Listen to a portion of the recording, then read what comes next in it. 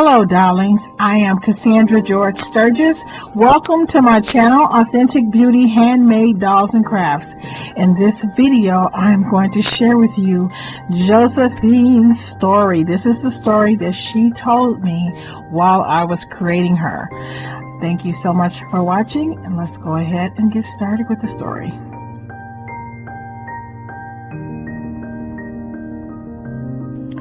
I was named after my daddy.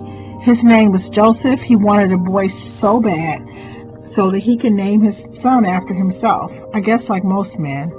Okay, but check this out. My daddy wanted a boy so bad that he bought baby and toddler t-shirts, baseball caps, pants, blankets, shirts, toys, all kind of stuff with the name Joseph written on it, okay?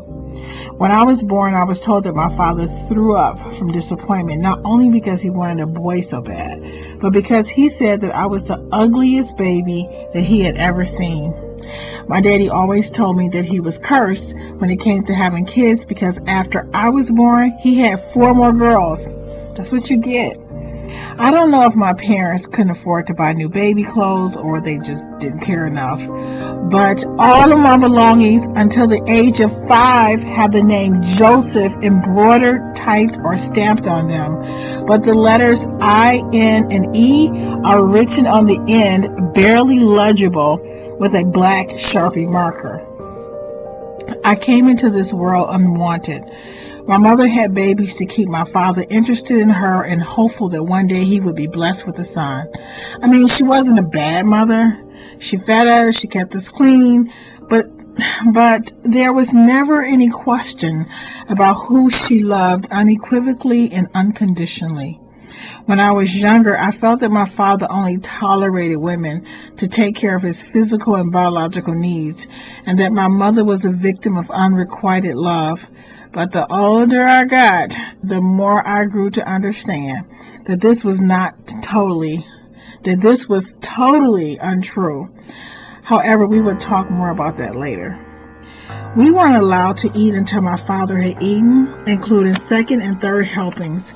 Sometimes my mother would order pizza for my sisters and I because my father wanted to save leftovers for his lunch the next day. My father had never been late for dinner in my entire life, not one time.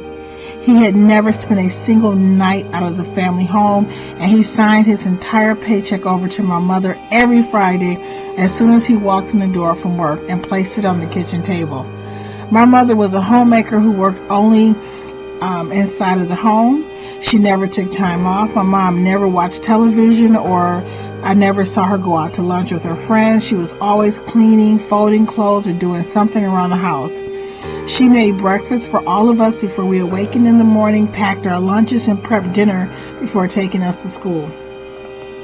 She kissed us on the forehead, told us to be good and do our best, and drove away each morning, never looking back.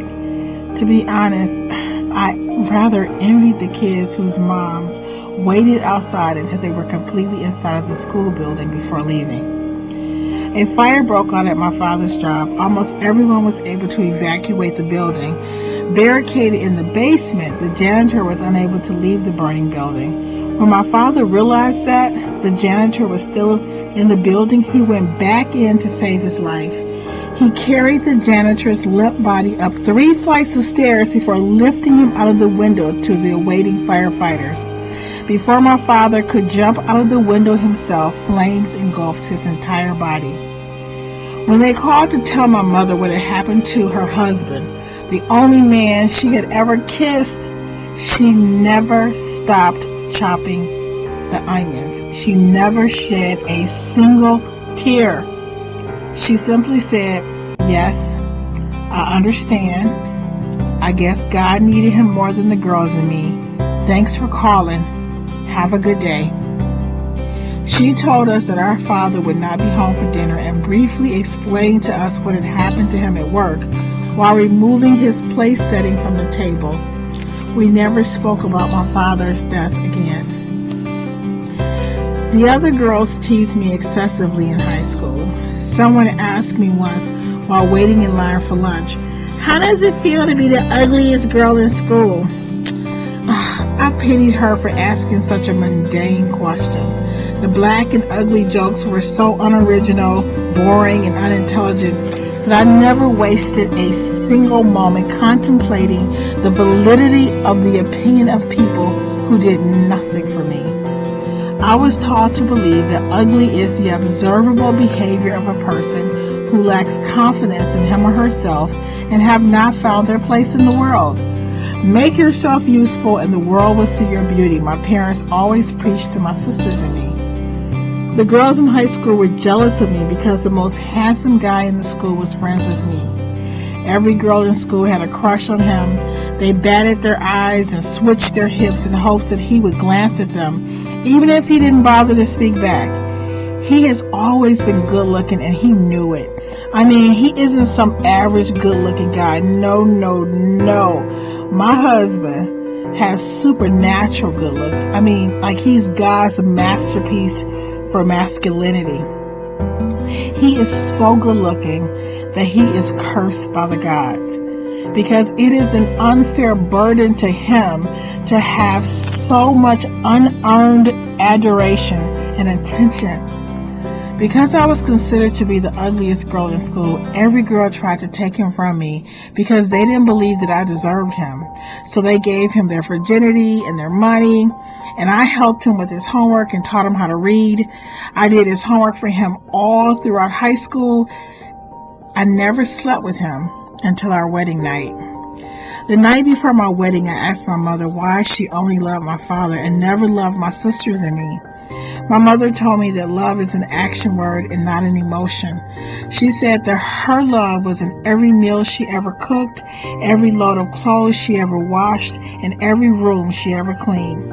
She said, this is what my mom said to me. She said, my mother told us that she loved us every day, but my brother and I went to school dirty and hungry before she left my father for another man. My husband had 3 children outside of our marriage. I'm talking about my husband now, not my mom. One was with my ex-best friend, my only friend. One was with our neighbor across the street. And the third child was with my younger sister. The babies were all born within 3 months of each other. Everyone expected me to leave my husband. Of course, he begged me for forgiveness, but he didn't have to. I had forgiven him before he even asked. I was never as angry with him in the first place, more like disappointed with his choice of women. I was angry with all of the women closest to me who betrayed me. Even with their good looks, their perfect bodies, and their feminine charms, they still couldn't take him away from me. Just like my father, every Friday he signed over his entire paycheck to me.